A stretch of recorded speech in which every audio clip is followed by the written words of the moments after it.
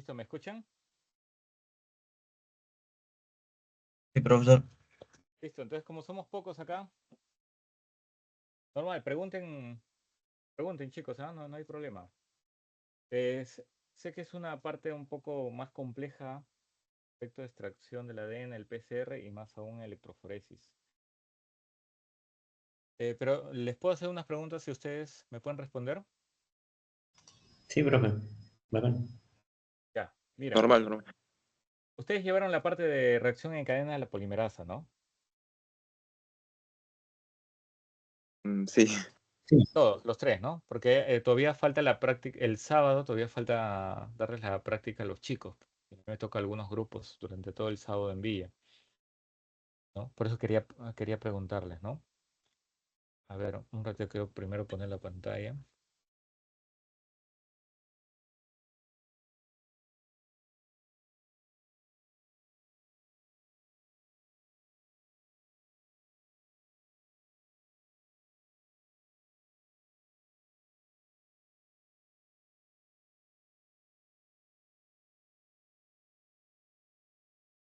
Listo, chicos.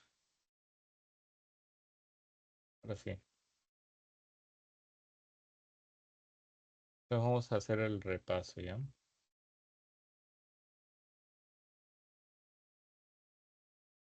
Chicos, ¿cuáles son las iniciales de PCR?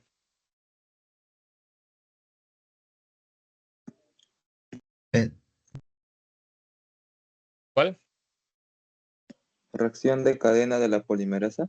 Ujú. ¿En qué proceso biológico se basó para su realización de esta técnica? Replicación del De- ADN. ¿Qué aplicaciones médicas tiene el PCR? para poder analizar muestras de paternidad o así, como replicando el ADN por ahí. Yo, acá sí un poco discrepo, ¿ah? Porque esta parte de paternidad es como te digo, un pedido independiente tuyo, ¿no? Tu curiosidad, ¿no? Pero en aplicaciones médicas tú tienes para diagnóstico de enfermedades infecciosas o de cualquier otro patógeno, ¿ah? ¿No? Por ejemplo, cuando tú seas un futuro médico y la enfermera te dice, acá hay un paciente que tiene una septicemia o una enfermedad, digamos, de infección a la sangre de un paciente, tú le dices que se haga un PCR. Y hay equipos de PCR que te pueden, digamos, analizar 25, 75 o 345 patógenos de una sola tirada. Y ya te da el espectro, qué es lo que tiene el paciente para tratarlo, ¿no? Generalmente la principal, digamos, aplicación médica es el diagnóstico de enfermedades infecciosas, ¿no? El de paternidad vendría a ser una curiosidad, ¿no? O en este caso, un caso legal, ¿no? ¿No? En un proceso en, en juicio, ¿no? Y en la PCR se generan copias de todo el ADN o de una porción del ADN. una porción. Solamente una porción. ¿Cómo se llama esa porción que te dijo el profesor? Vamos, acuérdate, Gen. el gen. ¿Y qué es un gen? Es un segmento del ADN. Unidad. Claro, es una Unidad. secuencia de nucleótidos del ADN, ¿no? Una pequeña, que va a expresar una cierta proteína, ¿no? En este caso, ¿qué gen es el que amplificamos en el PCR? ¿Cómo se llama ese gen? Acuérdate, ¿ah? Eso lo hemos visto en ATE y en VIA. Espera, profe. Así, A ya con ver, los cuatro que tenemos, podemos repasar. a ver. Es ¿De acuerdo? el gen BCL-2. Exacto, ¿no? La, es el gen llamado BCL2 y es lo que hemos amplificado eh, casi alrededor de 1.000 millones de copias, dependiendo también de la configuración del termociclador que se utilizó, ¿no? En la, ¿no? Y se dice que hay un antes y un después del PCR, ¿no? Un antes porque era difícil, digamos, o era laborioso y el tiempo se tomaba bastante tiempo para poder realizar pruebas que ahora con el PCR lo puedes realizar en 2 o 6 horas. en poco tiempo, ¿no? Antes se tenía que hacer un cultivo de bacterias en la cual yo insertaba el gen que yo quería amplificar dentro de la bacteria y yo me ayudaba de que con la maquinaria de replicación de la bacteria empiece a amplificar ese gen, ¿no?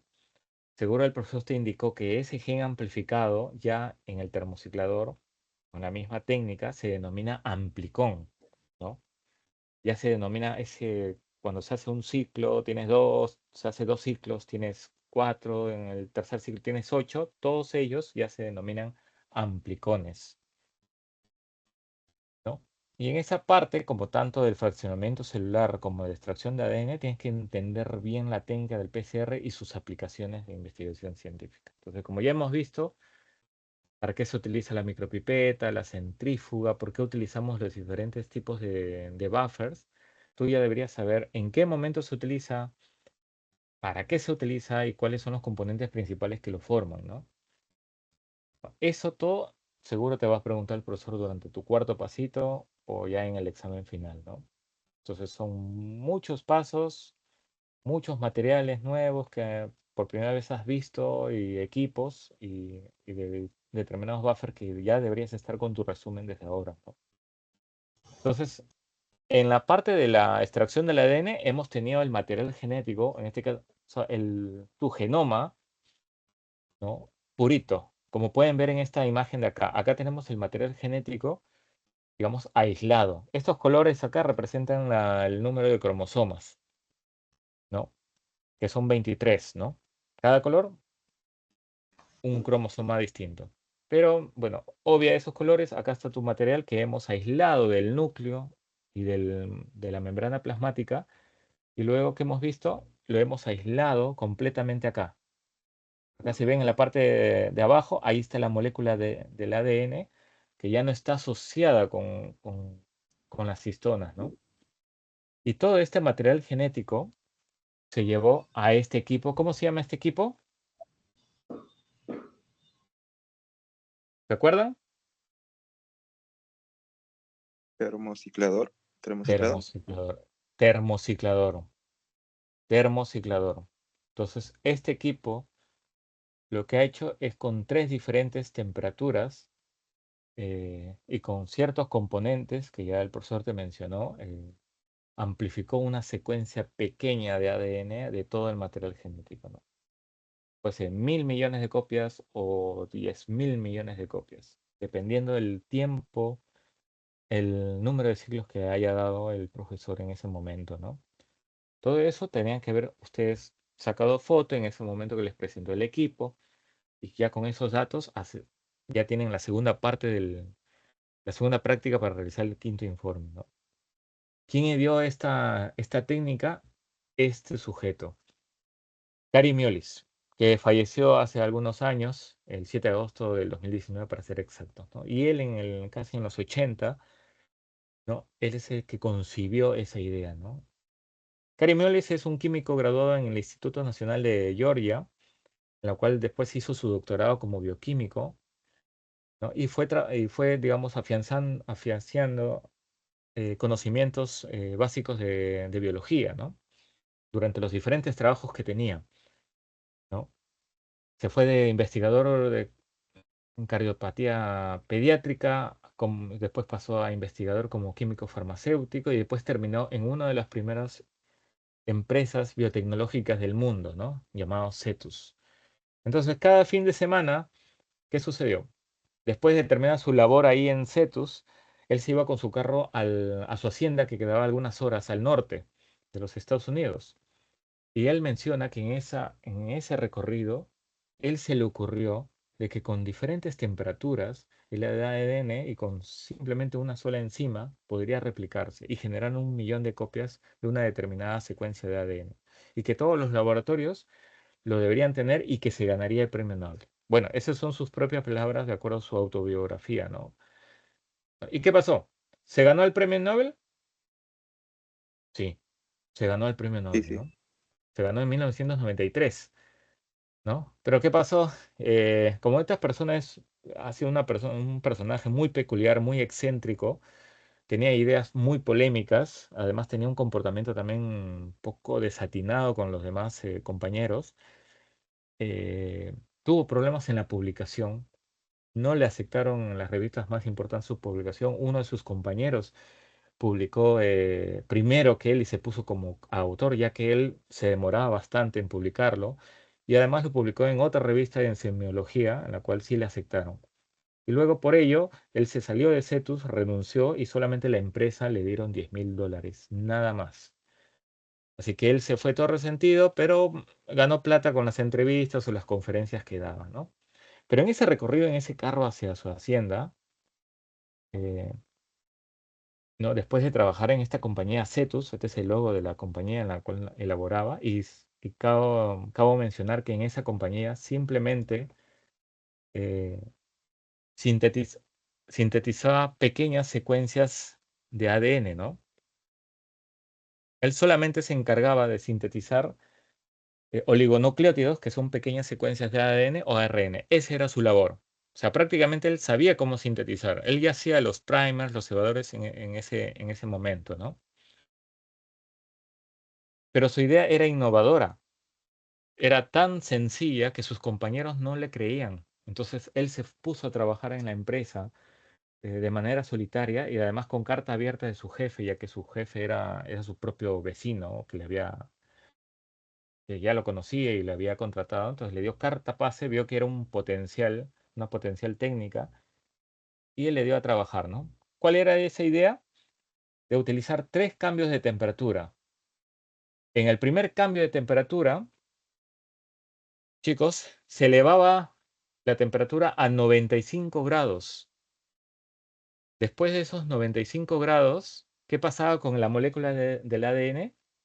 Se rompían los puentes hidrógenos que mantienen unidas las bases nitrogenadas de una hebra con la otra y se separaban las dos hebras, como pueden ver en la imagen. Ese es el primer ciclo, ¿ah? O sea, primer ciclo son 3 temperaturas. Estamos con el primera temperatura 95 y luego bajamos a 55 grados para que se una ¿qué? Los famosos primers, ¿no? Tanto el primers forward como el primers reverse, ¿no? Luego que se unieran esos primers, yo necesitaba, o él necesitaba, subir la temperatura a 72 grados para que actuaran la ADN polimerasa, ¿no? En esa época, todavía él trabajaba con una ADN polimerasa que era de la Escherichia coli. Entonces, después, a los 72 grados, la ADN polimerasa, en este caso Escherichia coli, se unía al primer y hacía la replicación. En este caso, ¿cuántas copias tenemos en el primer ciclo? Vamos, participen.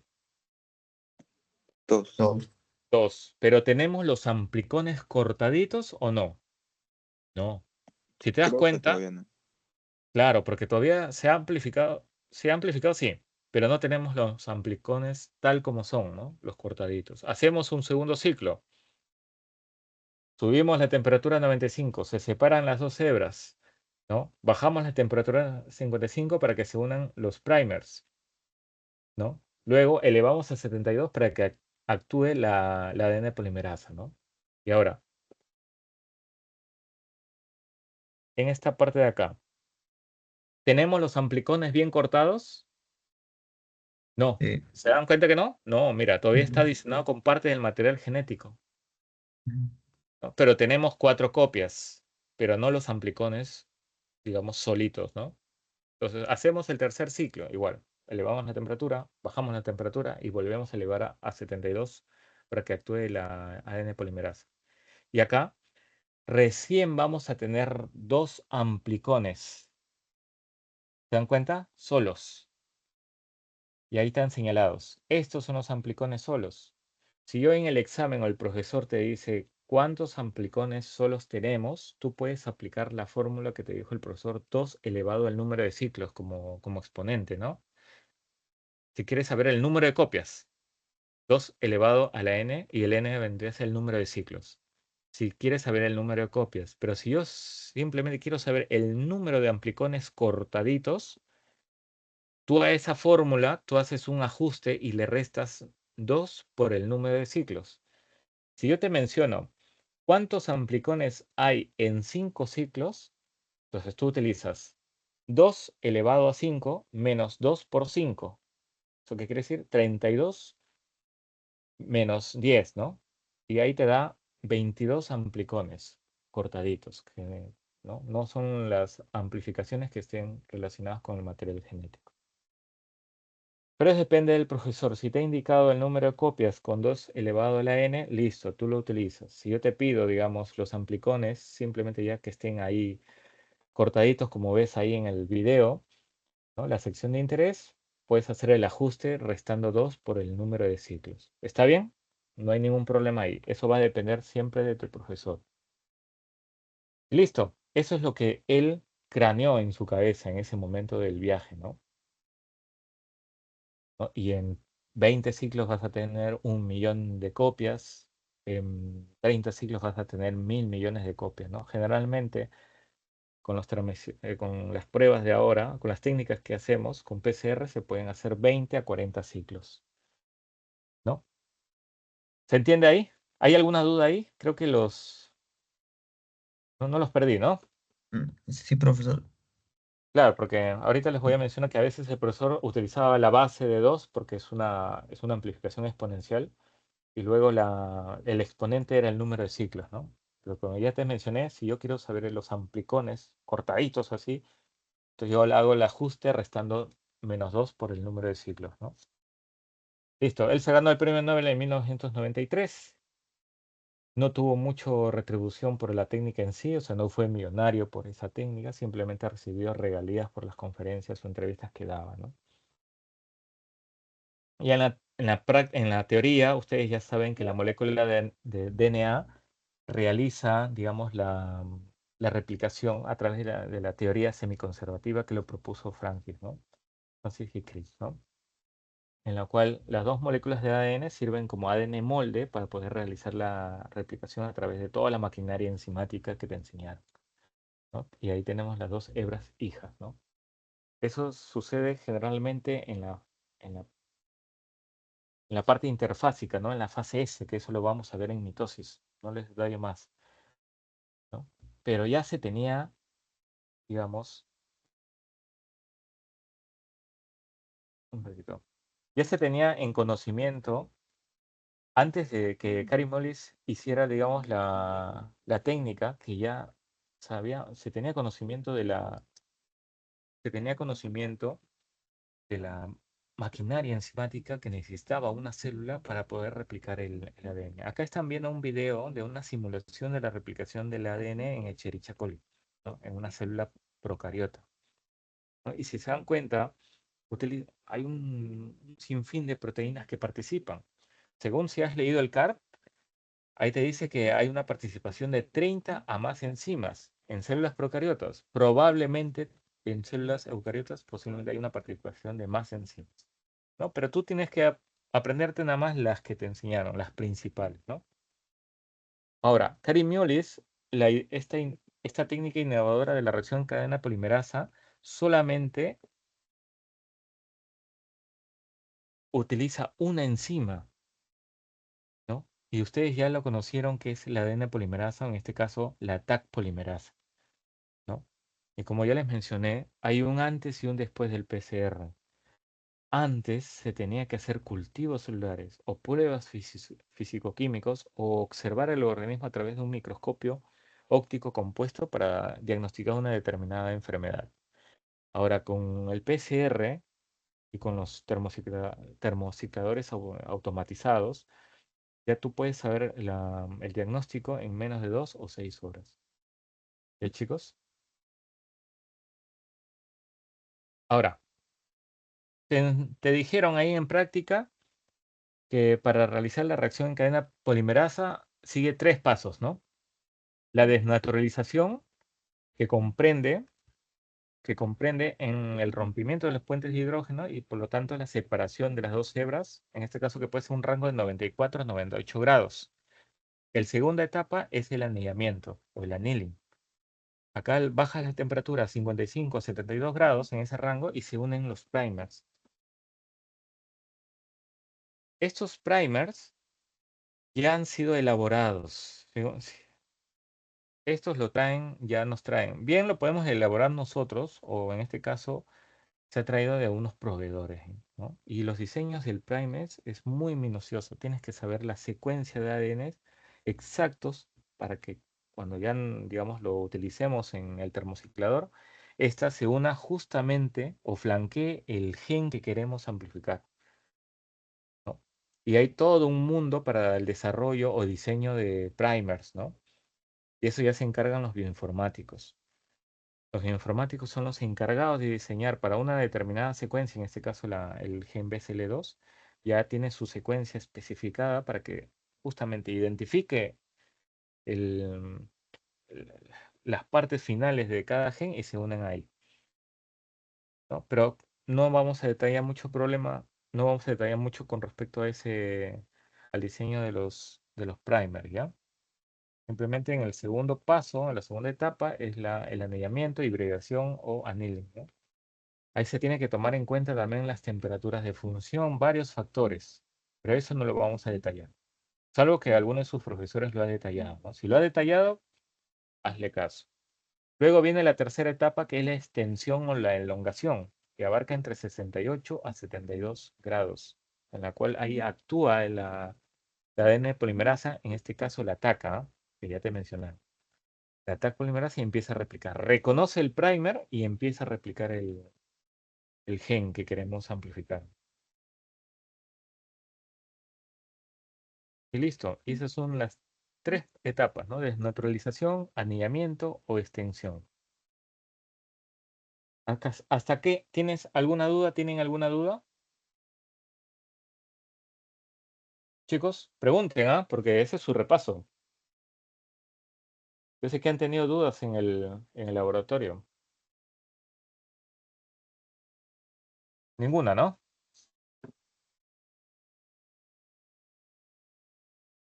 Profe, una consulta. Sí. ¿Cómo funciona el cofactor de la TAC polimerasa? Ah, mira tú. Dame un ratito. Voy a llegar ahí. ¿Ya? Ya, Tú sabes que ¿cuál es el cofactor importante de la TAC polimerasa? ¿Cuál es? creo que es el cloruro de magnesio. Sí, pero no necesariamente el cloro, ¿ah? Ah, a Mm. ver. Ahí te voy a explicar exactamente cómo es. Déjame terminar con esta parte y voy con los componentes del Master Mix, ¿no? Que es la solución que ya estaba en ese tubo pequeñito que te enseñó el profesor y solamente agregó 4 microlitros del ADN.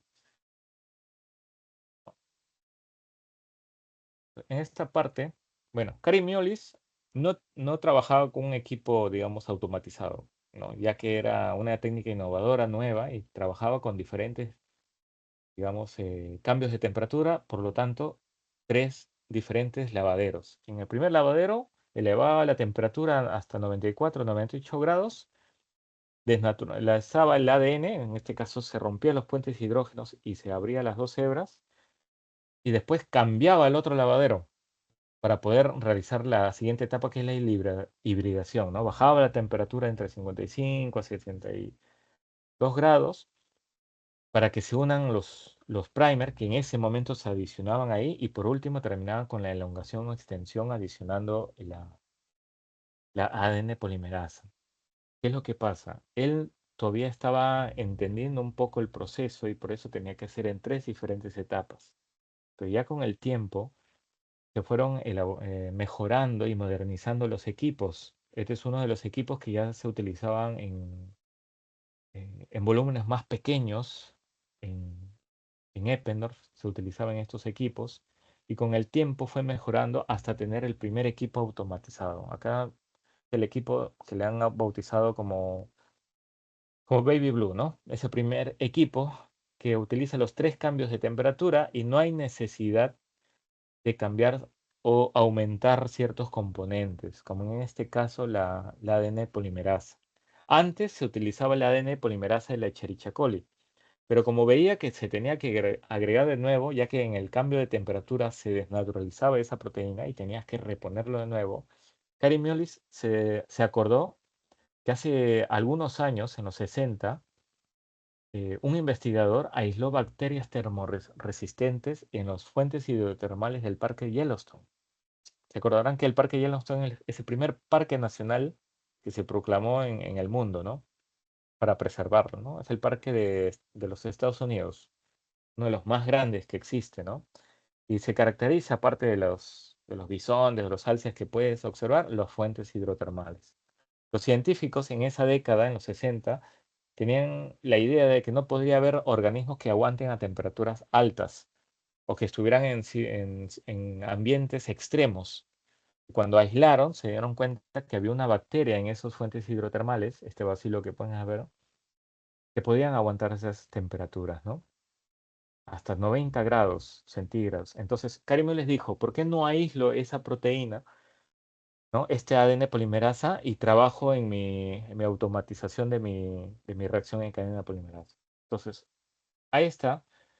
ADN polimerasa se le conoce como Taq polimerasa debido al nombre científico de la bacteria, que se llama termófilos acuáticos. También lo puedes encontrar como termos acuáticos, ¿ah? Termófilos acuáticos o termos acuáticos es lo mismo, no hay ningún problema. Ahí tú le dices al profesor, profesor, yo he buscado, es lo mismo, ¿no? Entonces, la Taq polimerasa es la ADN polimerasa que se utiliza casi en todos los laboratorios que se hagan PCR, ¿no? Sin embargo, como hay ingeniería genéticas, hay varias variantes de esta enzima, ¿no? Y acá está, les presento esta enzima, la Taq polimerasa. Este hace la magia de agregar nucleótidos y replicar el gen que queremos amplificar, ¿no? Ahora voy ahí, después ahorita voy con los componentes del Master Mix, ¿no? Y después respondo la pregunta del cofactor que necesita el ATAC polimerasa para realizar su función catalítica de manera óptima. Ahí voy. Profe, una ¿Otra duda? pregunta. Sí. ¿Cómo se llama la polimerasa aislada del Echecoris, de la bacteria Echecoris chacolis? No, tú sabes que ¿cuántos ADN polimerasas puedes encontrar en una célula procariota? Una célula procariota. Claro, acuérdate de Mm, lo que te enseña en replicación. Pero acá no estamos hablando de esos tipos. Estamos hablando solamente de este tipo en principal, que es la Taq polimerasa. Esta es la aislada de esta bacteria del termos acuáticos. Las demás no, sino que las de Escherichia coli se utilizaban justamente para poder replicar, sino que como había cambios de temperatura se degradaba al toque, mientras que esta no se te va a degradar.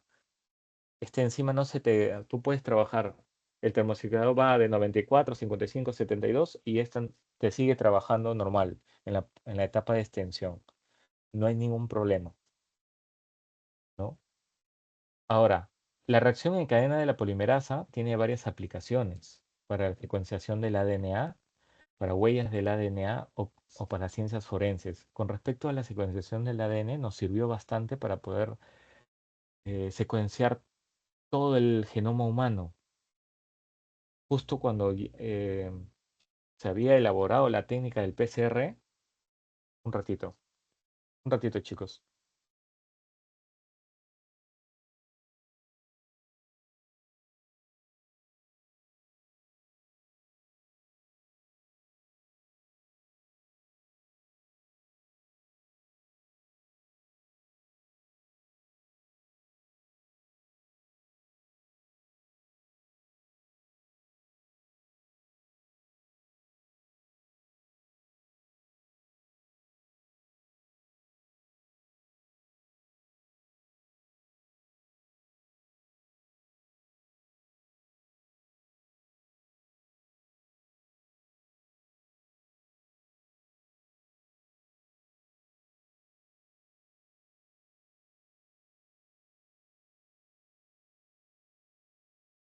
Listo. ¿Tiene aplicaciones en la secuenciación del ADN? Sí, porque se utilizó para el proyecto Genoma Humano.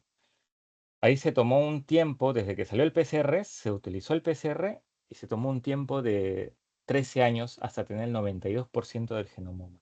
Recién en el 2022 se obtuvo el 100% de toda la secuencia del genoma humano. Entonces, también, digamos, se aplicó para la huella de ADN porque cada uno de nosotros tiene una secuencia específica que nos diferencia al resto del mundo, conocido como secuencias cortas en tándem. ¿no? Y justamente eso las ciencias forenses también lo ha utilizado para identificar asesinos o algunos que han cometido delitos. También para la detección de los microorganismos y como el diagnóstico de enfermedades hereditarias. El PCR es bueno, es una técnica barata y muy rápida y también se le conoce como una fotocopiadora molecular, ¿no? Ahora, uno de los chicos me preguntó, ¿cuál es el cofactor principal o cómo funciona el cofactor de la TAC polimerasa? Para ello, el profesor al comienzo de la clase tenía un tubo pequeño con un master mix, ¿no? Que se le conoce como master mix, que tenía todos los componentes del PCR. Y lo único que hizo fue agregar 4 microlitros del ADN purificado, ¿no? Teniendo un total de 21 microlitros que se agregó en el termociclado. Ahora, ese master mix tiene estos diferentes componentes. Tiene agua ultra pura. En este caso, la misma universidad tiene un equipo que puede, digamos, tener agua, puede sacar agua ultra pura, que es solamente agua, simplemente moléculas de agua en casi su 99.9%. ¿Por qué? Porque para realizar la reacción del PCR no necesita haber tantos contaminantes, ¿no? No puede haber varios contaminantes o varias actividades enzimáticas, ¿no? Después tenemos el buffer PCR. Como ya hemos visto en fraccionamiento y extracción del ADN, acá también se necesita el buffer, también conocido como buffer PCR. Va a mantener constante el pH y va a mantener también, digamos, un equilibrio osmótico ahí. Tiene ciertos aditivos, también tiene ciertos aditivos en ese dentro del buffer que nos van a ayudar a mantener íntegro el ADN y que también nos ayude a poder realizar la reacción en cadena polimerasa de manera óptima. Otro componente son los dinucleótidos trifosfato, ¿no? Que son 4, ¿no? Tienes que agregar para que la enzima pueda replicar, ¿no? Y la proporción tiene que ser la misma. Si tú agregas, por decir un número, 1000 adeninas, agregas 1000 timinas, 1000 guaninas y 1000 citosinas, ¿no? Otro de los componentes que se necesita colocar son los famosos primers, ¿no? Son dos, ¿no? Para que flanqueen justamente un lado de la hebra y el otro para poder replicarlo, ¿no? Estos tienen que ser previamente diseñados, ¿no? Eso ya lo realizan los bioinformáticos, ¿no? Flanquea un lado, flanquea en otro lado. Ya ustedes ya saben en qué dirección flanquea cada uno dependiendo de 5', 3'. Y la enzima principal acá es la TAC polimerasa, ¿no? Y eso es lo que tiene el master mix. Pero como dijo su compañero, ¿no? La TAC polimerasa funciona con un cofactor. Así como tú has visto cómo funciona la enolasa, así como has escuchado cómo las nucleasas tienen que funcionar también con otro cofactor, ¿no? Ese cofactor que también se ve en la enolasa y en las nucleasas es el iones de magnesio. Pero cuando nosotros mezclamos, ¿no? Mezclamos como un compuesto de cloruro de magnesio, pero como ese cloruro de magnesio es una sal, en la solución solamente me va a quedar iones magnesio. Y ese iones magnesio encuentra a la enzima y la enzima se va a activar, va a cambiar un poco la conformación y ya podrá realizar su actividad catalítica de manera óptima. Sin ese magnesio no va a poder realizar su replicación de manera normal. No puede, ¿no? ¿Alguna duda hasta ahora con los componentes? Profe, y el EDTA también podría participar en este tipo, así como Sí. inhibiendo a los cofactores. Mira, ¿te dijo el profesor que había EDTA? No, es No. algo que me pregunto yo. Ah, ya. Te preguntaba nada más, ¿no? Es que no, las cantidades que se agregan, cada cantidad de acá que se hace previamente son cantidades muy específicas. Porque a veces por ejemplo, cuando agregamos el cloruro de magnesio, a veces el magnesio se une a los nucleótidos, ¿no? Y si se une a los nucleótidos, si no hay una mayor cantidad de magnesio, no va a haber la cantidad necesaria para que, digamos, ayude a trabajar la TAC polimerasa.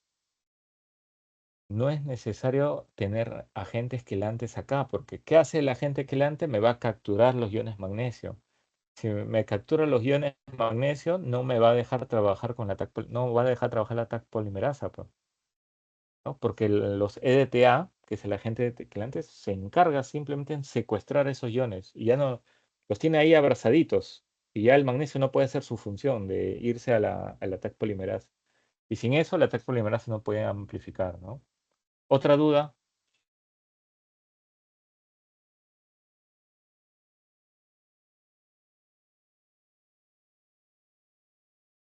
¿Alguna duda, chicos?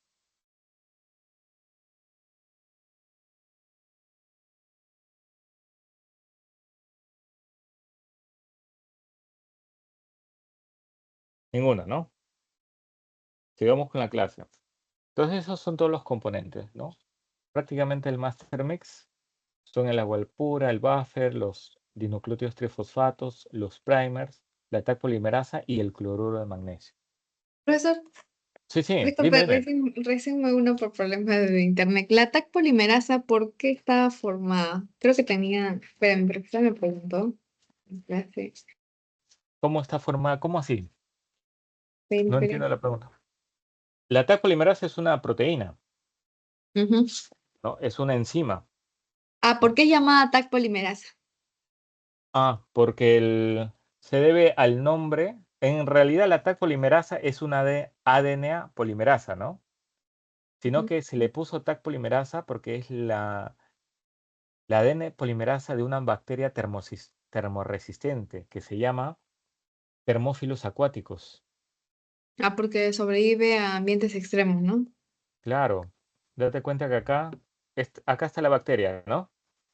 Esta Ujú. bacteria, como vive a temperaturas muy altas, aisló la ADN polimerasa que, de acuerdo a su nombre científico, le pusieron TAC polimerasa. La T de Thermophilus y la AQ por aquaticus. TAC polimerasa. Si te preguntan en el examen cuál es la enzima que se utiliza en la reacción en cadena, tú le mencionas la TAC polimerasa. Si pones ADN polimerasa, no te vale. Porque puede ser cualquier ADN polimerasa de cualquier bacteria, ¿no? Y esas se degradan en la reacción en cadena de ¿Podría repetir polimerasa, su ¿no? pregunta? ¿Cuál fue la pregunta que dijo? Está grabado. Si te pueden preguntar, ¿no? ¿Qué enzima se utiliza en la reacción en cadena de polimerasa? Tú le pones Ujú. TAC polimerasa, la TAC polimerasa. Porque esa enzima va a aguantar la temperatura alta, Ah, claro, ¿no? claro. ¿Otra duda? Puedes aprovechar, aprovecha. ¿Podría Así que explicar sobre el proceso de PCR? ya lo expliqué. Acabas de ingresar, ¿no? Ujú, Acá voy a sí, explicar de nuevo. ahí, Mira, nosotros tenemos el master mix, que son estos componentes que ya he mencionado, ¿no? sí. ¿No? Y se agregó Ujú. el ADN purificado que puedes ver acá. Listo. Entonces eso inmediatamente lo colocamos en el termociclador, que es el equipo que te mostró el profesor. Y después se Profesor, una esperó, pregunta. sí, Entonces, la TAC polimerasa une, o sea, atrae a los DNTPS, que son los nucleótidos para formar así para no, formar así la hebra, o sea, em, no. Lo que pasa es que cuando, por ejemplo, a ver si tengo acá, no tengo, esta TAC polimerasa se va, ¿dónde crees que se va a unir? el primer. Al primer. Reconoce el primer. Cuando reconoce el primer, es como que ella, y más el cofactor que tiene ahí el magnesio, voy a rebobinar.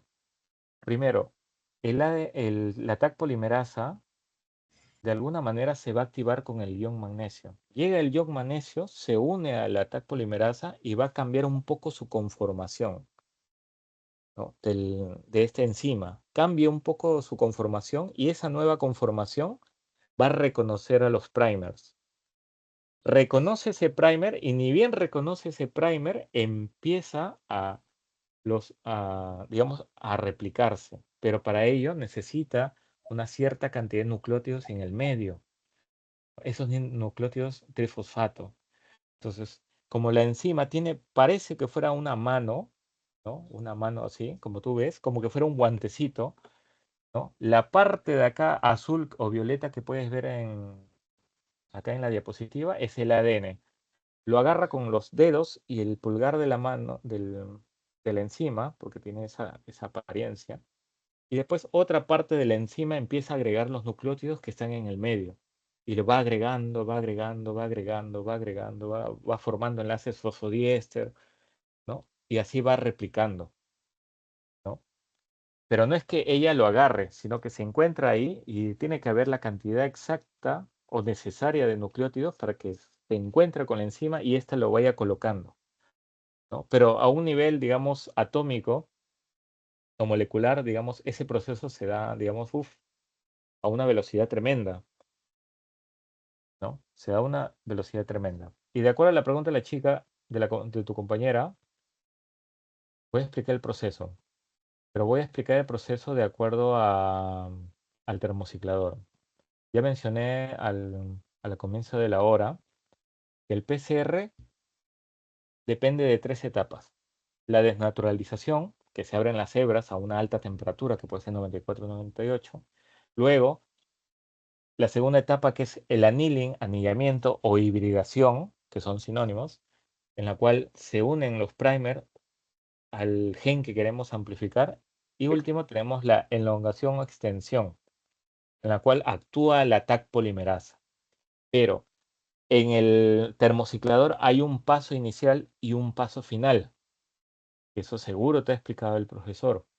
En la inicialización, que también se le conoce al paso inicial, el equipo va a tender a subir la temperatura y eso demora, ¿sí o no? Cuando tú hierves el agua se demoran a veces 10 minutos. Acá el equipo le puede tomar entre 2 a 10 minutos, ¿no? Es un rango dependiendo de la configuración que lo haga en el equipo, ¿no? Yo puedo ponerle 10 minutos para cierto tipo de reacciones si yo quisiera, ¿no? Pero ese es el rango. Se demora 2 a 10 minutos para que alcance esa ¿Esa temperatura es en la que la está trabajando. desnaturalización inicial? No, acá todavía no hablamos de etapas, sino que te estoy hablando de lo que está haciendo el equipo ahorita. Tiene que elevar la temperatura, pero todavía no empieza la desnaturalización. Acá todavía no empieza Ahí se está explicando sobre la máquina, ¿no? sobre el proceso. Después, ¿para qué necesito, digamos, o por qué necesita el termociclador? Porque me va a activar también la ADN polimerasa y desnaturalizar algunos contaminantes. Y también en esa parte, a veces se puede obviar la parte de la extracción del ADN.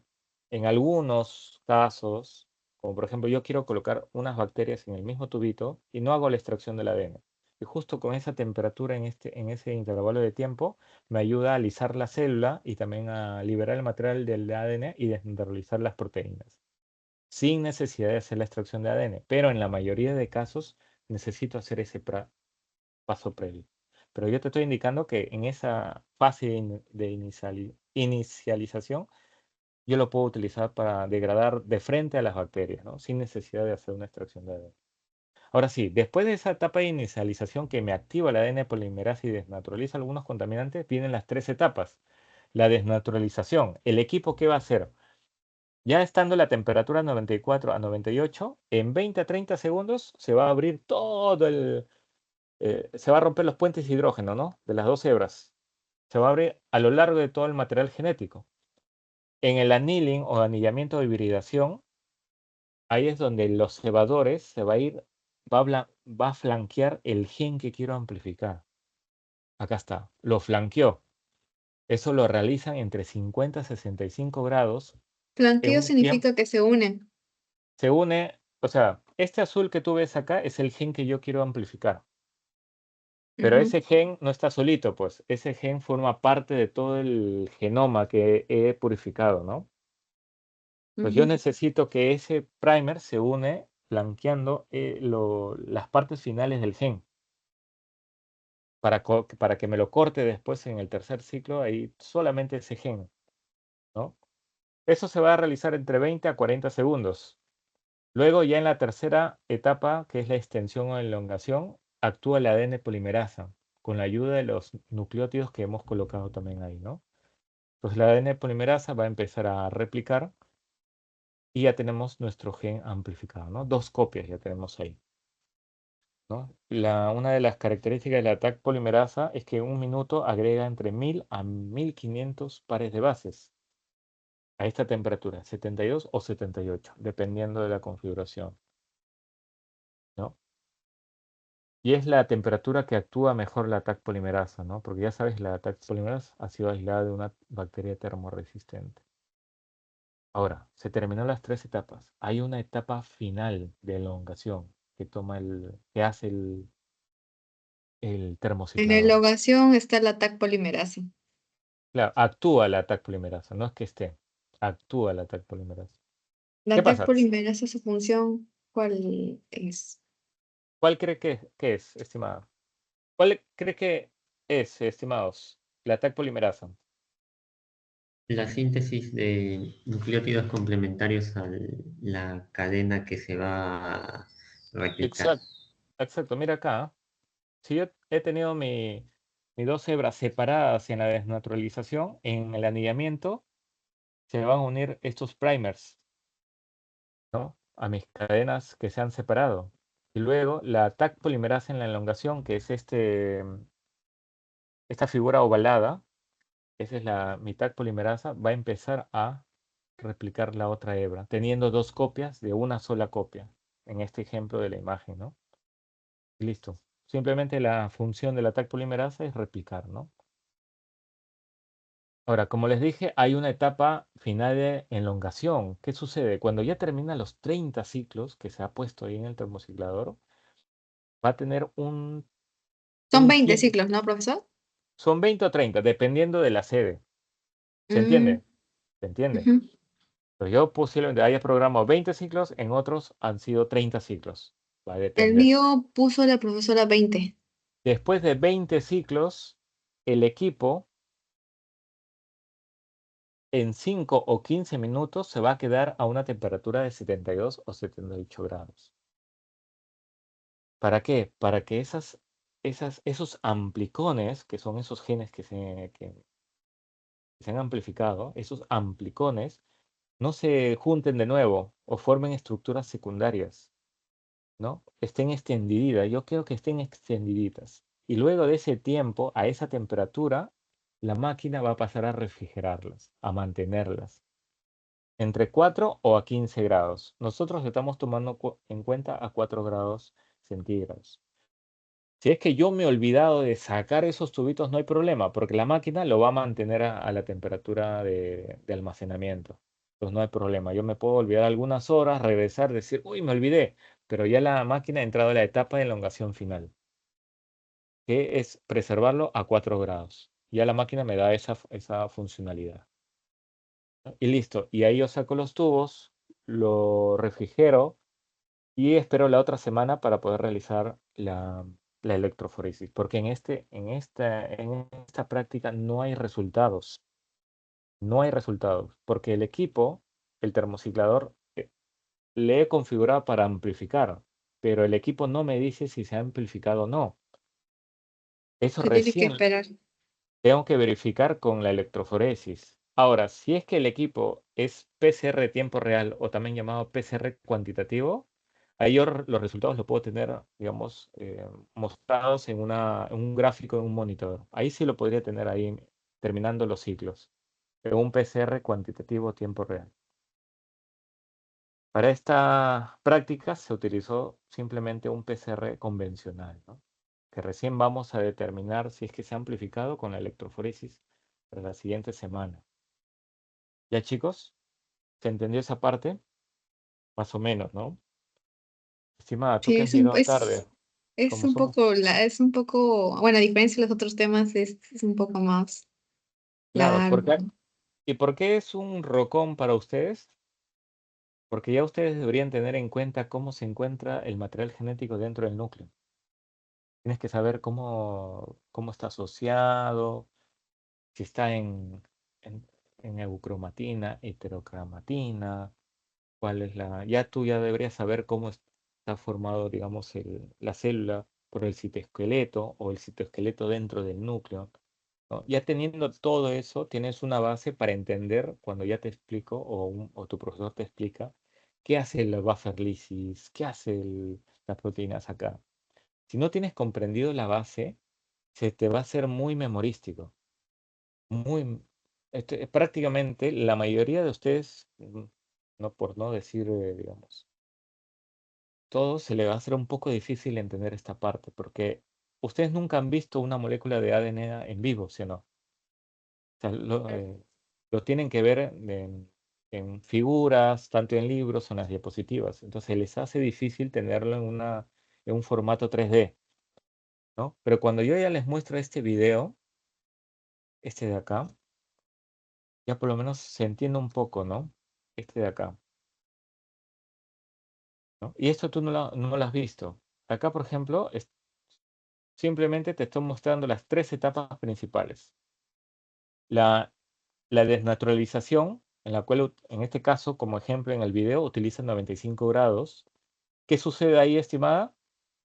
Acá podemos ver el ADN. Si yo subo la temperatura, esta va a perder su estructura secundaria. Si subo más la temperatura, se va a romper los puentes hidrógenos que mantiene una hebra con la otra hebra, ¿no? Y se O sea, al separan. subirle la temperatura, esos puentes se abren. Claro, se abren. Ahí está. Y ese es el primer ciclo, ¿ah? Todavía. Utilizando estas 3 diferentes temperaturas, tenemos un ciclo. Ya. Tenemos a 95 grados que se separan las hebras. Luego bajamos esa temperatura a 55 grados, ¿no? Pero acá, esta sección que muestra el video no es mi secuencia en interés, ¿ah? Mi secuencia de interés es una pequeña región de ahí, de lo que tú ves. Y ahorita te vas a dar cuenta. Bajamos a 55 grados para la segunda etapa, que es la del anillamiento, annealing o hibridación, ¿no? Ujú, sí, Ahí, ¿qué los pasa? primers. Ya en el componente están los primers, se unen justamente, flanquea el gen que yo quiero, digamos, amplificar. Por eso se le conoce forward o reverse, ¿no? ¿no? Al final se van a encontrar con la replicación de la Taq polimerasa. Aquí baja la temperatura un poco. Claro, ¿bajo a cuánto? Mira acá el video, tú tienes que Ah, decirme. No me digas un poco. 55. Exacto, baja a 55. Sin miedo, ¿ah? Dime nada más. Y después, esa es la segunda etapa. ¿Cómo se llama la segunda etapa? La segunda etapa, extensión. No, hibridación. Ah, hibridación. Hibridación. Luego subo la temperatura ¿a cuánto? A 72. Ahí está la tercera etapa. La extensión o elongación. Ahí qué sucede, viene eh, entra a tallar la Taq polimerasa, reconoce el primer y con los nucleótidos que también está y también con el magnesio va a empezar a replicar. La cadena complementaria. Ujú. Claro. Y te das cuenta, acá ha empezado a replicar. ¿Qué es lo que sucede? La Taq polimerasa replica de frente, se va de frente, pero acá todavía no tenemos nuestro gen de interés bien cortado. Todavía no lo tenemos nuestro gen bien cortado, ¿no? Ahí tenemos que esperar hasta el tercer ciclo para tener eh, el gen cortado, ¿no? En el segundo ciclo, ¿qué sucede? Se repite los 3 cambios de temperatura, ¿no? De una copia pasamos a 2 y en el segundo ciclo vamos a tener, ¿cuánto? 4, ¿no? 4 copias. Va a pasar por lo mismo. Se abre el ADN a 95, baja la temperatura a 55, se acoplan los primers, se replica a 72 y ahora tenemos, ¿cuántas copias? 1, 2, 3, 4. Y en el tercer ciclo, ¿qué sucede?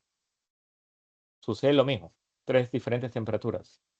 Se pegan los observadores y después la Taq polimerasa realiza la replicación. Y ahí recién tenemos en el tercer ciclo el gen de interés. Dos amplificaciones del gen de Recién en el interés. tercer ciclo. Claro. ¿Y tú cómo? Eso podrían preguntar también. O sea, ¿en qué ciclo se da la secuencia de interés? Y es que te he enseñado, depende del profesor. Y como yo Mm, calculo la secuencia del gen de interés, utilizo la fórmula 2 2 a la elevado n. a la n, pero si yo quiero saber justamente los amplicones cortaditos, hago un ajuste restando por 2 por el número de ciclos. 2 por n. 2 elevado a la n menos 2 por n. Y si yo te pregunto, ¿cuál es el número de amplicones que voy a obtener en 5 ciclos? Tú solamente elevas 2 elevado a la 5, tengo 32, menos 2 Menos 2 por por 5. 5, 10. 10. 32 menos 10, tengo 22 amplicones en 5 ciclos. ¿Y qué pasaría si te digo cuántos amplicones voy a obtener así bien cortaditos como tú ves en 10 ciclos? 2 2 a la elevado 10 menos 2, menos 2 por 10 claro, eso sería 1024 por 20, por menos 20. 20, Menos 20. ¿no? Sería 1004 amplicones. Ya, pues si el profesor te dice cuánto tenemos de amplicones en 30 ciclos, ya pues sacas tu calculadora, ¿no? Que Claro. sería 1000 millones, ¿no? Restas 2 por 30 y ahí tienes el número de amplicones exactos, ¿no? Ujú. Y ahí está la fórmula. Listo. En la Prácticamente, hibridación, en la hibridación también baja la temperatura. ¿a cuánto crees? Tú tienes ahorita tu guía, ¿no? Nunca esperen, chicos, de que el Sí. profesor te diga, "Ah". Eso siempre depende, el 90% depende de ustedes. Si ahorita tienen más dudas, yo les puedo resolver esas dudas, pero tienen que leer, ¿no? Por ejemplo, el de hibridación, ¿a qué temperatura baja? 52. En tu guía, ¿no? Sí, 52 por 1 minuto, dice. Claro. Y en unas diapositivas más adelante te dije que hay un rango. Lo que pasa es que tú puedes cambiar esos rangos, ¿no? No solamente es una temperatura puntual, no es una puntual. En el termociclador que tú has visto, tú puedes hacer configuraciones de un rango específico, ¿no? Y como ya te mostré, en la parte de naturalización, yo puedo jugar entre 94 o 98 grados centígrados, ¿no? Dependiendo del qué amplicón necesito hacer, ¿no? Es todo un mundo esta parte, ¿ah? Si yo Sí. quiero un gen, digamos, específico, yo tengo que saber qué temperaturas tengo que utilizar para que la amplificación sea lo más óptima posible, ¿no? Y acá lo óptimo es lo que te ha mostrado el profesor en la pantallita del termociclador. Es lo que se ha configurado. ¿Ya, chicos? Ujú. Ahora, hay otra cosa acá. Sí, dime. Profesor, tengo una duda. Bueno, he estado investigando bueno, siempre veo la rúbrica bueno, he visto que va a haber un informe individual. Sí, pero esa no es cuestión del repaso, pero te puede absolver esa duda. El Ujú. informe individual, ¿qué quiere decir? Que tú presentas ese informe en esa clase misma. Ajá, es en la clase, ¿no? Claro. Esto, por ejemplo, acá dice Pero entrega ¿cuál el es el problema? material. Ah, ya, Que cuando- el problema es que cuando dice que- identificación en fase de mitosis, dice enfoque sus muestras a la cebolla. Por la práctica de la microscopía, identifique la célula de la división celular. Me imagino que ahí vamos a identificar la cebolla, ¿no? En las 4 fases, tenemos que eh, identificar. sí, pero para ello, antes de preguntarme, tienes que haber leído esa práctica y haber leído la rúbrica. Y esa rúbrica sí lo tienes, ¿no? Sí, sí, no sé si lo puedo enviar. Sí, se puede enviar, creo. No, Ah, sí. no es necesario que me compartas. Yo conozco la rúbrica, sino Ahí, que ya. es necesario que ustedes al preguntar tengan en cuenta eso, pues, ¿no? Sí, Porque sí, tú ahorita sabes lo que... estoy leyendo. Y le había Pero, preguntado a mi profesora y me dijo que tenemos que identificar en base a la cebolla, que vamos a verlo en el microscopio. sí, Y sino que... yo sí puedo entender cuando es identificar la división celular porque es imágenes, pero acá también dice identificar células en interfase, o sea, células interfase G1, la S y G2. ¿Cómo Exacto. puedo identificar eso en el microscopio? Eso no te puedo O, hacer... El repaso no me da para explicarte con detalle ahorita. Quisiera terminar un poquito con PCR. Porque si ay, tú... Ahora sí, mira, si has entendido toda esta parte que te explicó en la pregunta, y si me respondes bien, te puedo absorber la pregunta de mitosis. Porque me haces entender que ya has entendido la parte de PCR y no necesitas saber más del PCR, ¿ah? Ahora te hago la pregunta, ¿cuál es la diferencia entre PCR en tiempo real con un PCR convencional? que el PCR en tiempo real es para casos de urgencias. No. Dame algo más específico. ¿Podría ser que el PCR convencional es en el cuerpo humano? No. Otro de El ustedes. el PCR en tiempo real nos muestra de 1 a 2 horas toda la amplificación. Ya. Puede ser una diferencia ahí con el tiempo, ¿no? Porque ¿qué pasa con el PCR convencional que hemos nosotros practicado esta semana? Necesitamos realizar la electroforesis y ese es un tiempo adicional, ¿no? Mientras que el PCR tiempo real, como dice sus compañeros, rápidos tienes tus resultados. Otra diferencia, hay una diferencia más contundente, ¿no? Que les va a pedir seguro el profesor. La voy a decir La, acá. tem- la temperatura que se usa. No, tú puedes utilizar la misma temperatura, los mismos ciclos y el mismo número de ciclos. Acá les voy a un poco explicar esta parte. ¿Se acuerdan en pandemia? En pandemia se tomaban muchas muestras con el hisopo, ¿no? Y había, digamos, diferentes técnicas. Una de ellas era antígena, ¿no? Otra era una muestra de sangre y el otro era la muestra de PCR, la técnica molecular. Y en la técnica de molecular se hacía un hisopado tanto de tu nariz y de tu boca, ¿no? El fondo de tu boca y el fondo de tu nariz.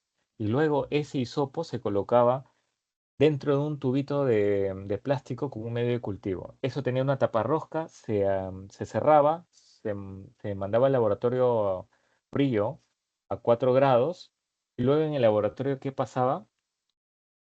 Transformaba el material genético del virus, si es que tenía el virus, ¿no? De RNA a ADNA.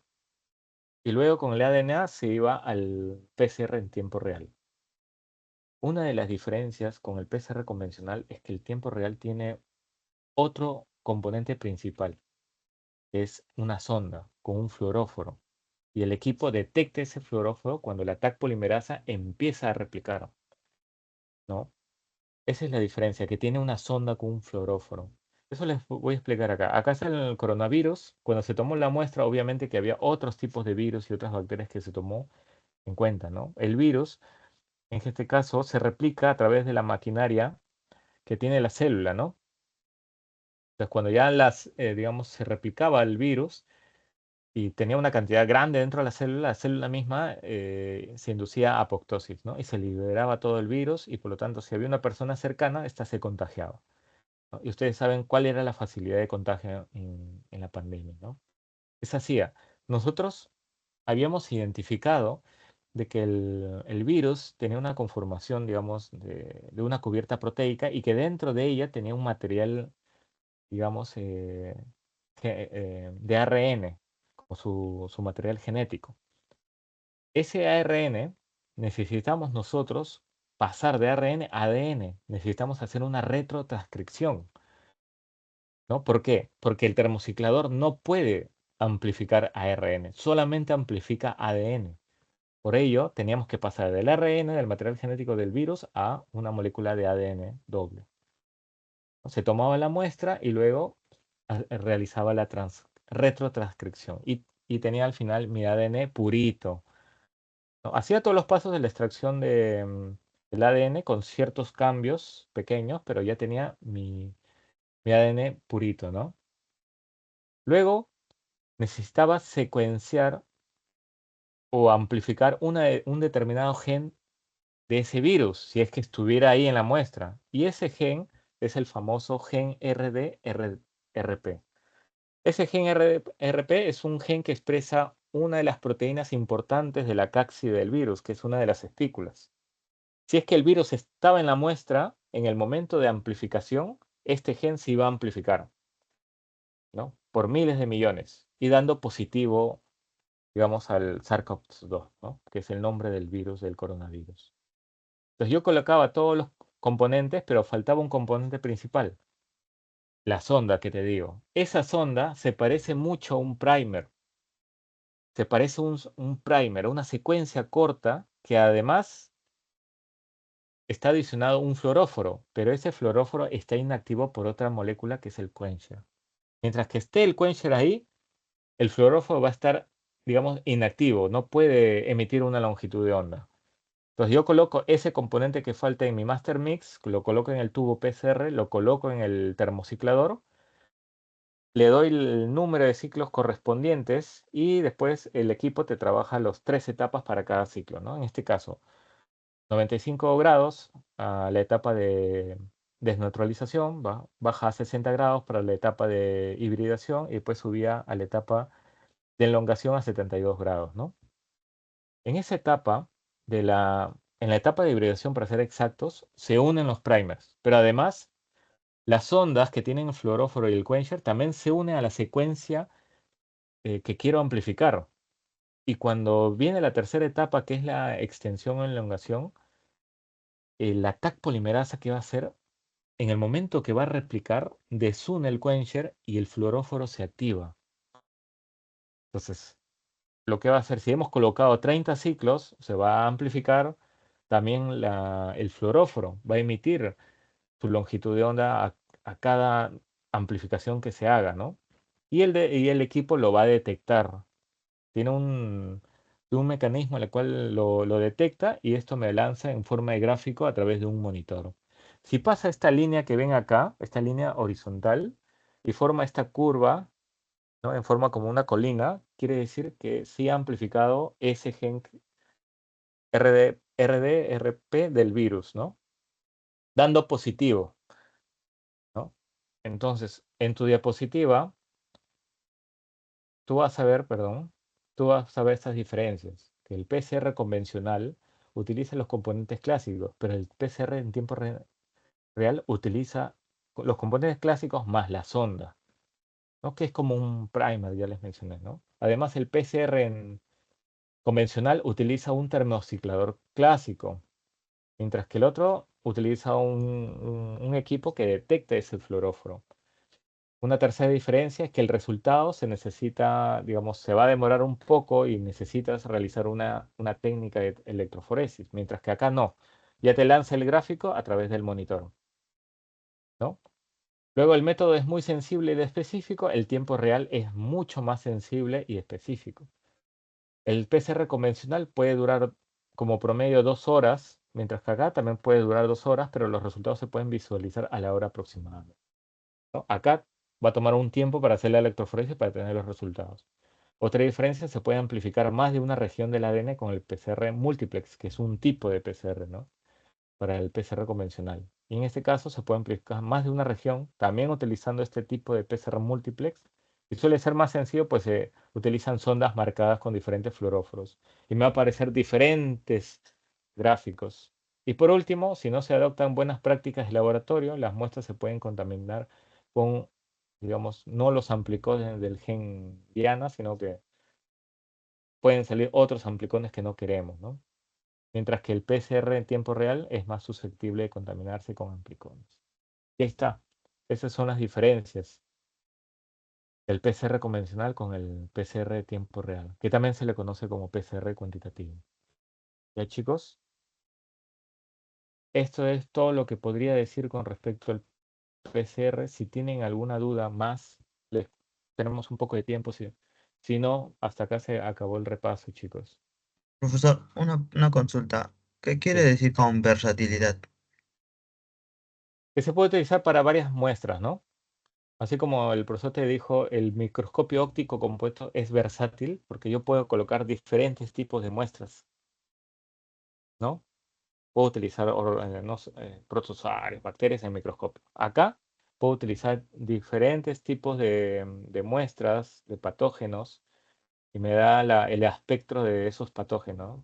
Por ejemplo, el PCR multiplex, como otros PCRs, tengo la facilidad de colocar en los 96 pocillos para cada, digamos, eh, para cada patógeno diferente. O sea, puedo, digamos, ese PCR me puede lanzar una lectura de 96 patógenos diferentes. Por eso se dice que el PCR es versátil. No solamente tú colocas una y solamente tengo que esperar que me dé el diagnóstico de esa bacteria, ese virus, ese parásito, ¿no? Esa es la versatilidad que tiene el PCR, ¿no? Me da un Ok, amplio espectro de patógenos para eso. sintetizar, digamos, un determinado gen que lo caracteriza, ¿no?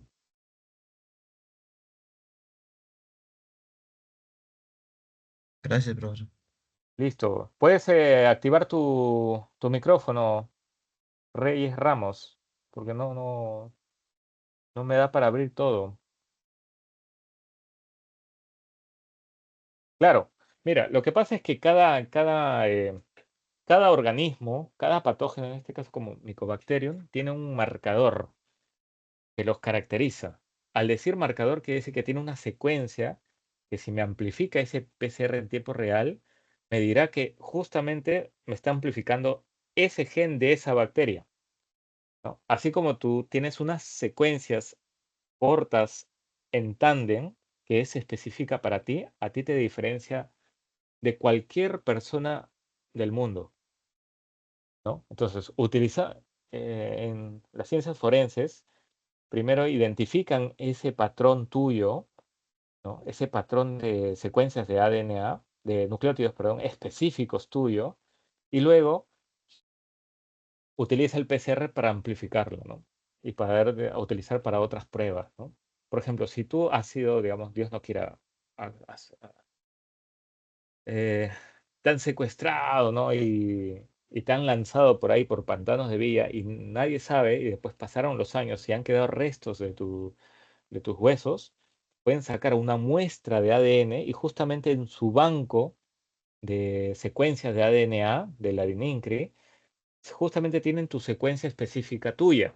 Y simplemente sacando esa muestra de ADN de tus huesos, ¿no? Colocan esa secuencia a amplificar de esa muestra de tus huesos. Y si coincide con ese banco que tiene la DNINCRE, ya pueden identificarte que tú has sido la persona que ha sido secuestrada y, bueno, por lo tanto, asesinada y botada por el pantano de Bill, ¿no? O sea, cada organismo tiene una determinada secuencia que lo diferencia del resto. Y lo que hace el PCR es amplificar una cierta cantidad, ¿no? Que se puede utilizar para otras técnicas moleculares, ¿no? O poder, en este caso, identificar ese organismo. ¿Otra pregunta?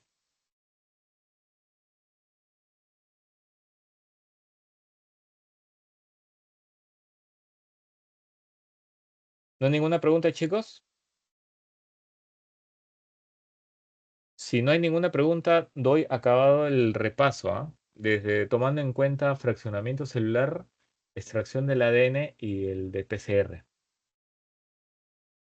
¿Ya, chicos? Profe, disculpe. Sí, sí, ¿Usted cree que dime. nos podría compartir las diapositivas? No puedo. En mi salón, Podría en mi ver. salón, no las Pod- compartieron.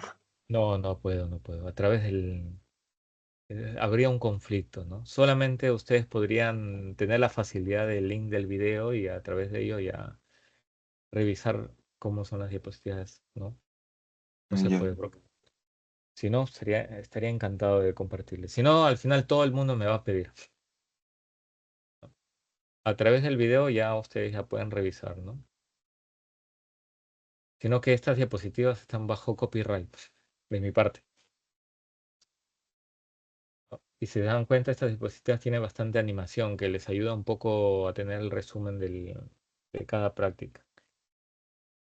¿Ya, chicos? ¿Otra duda?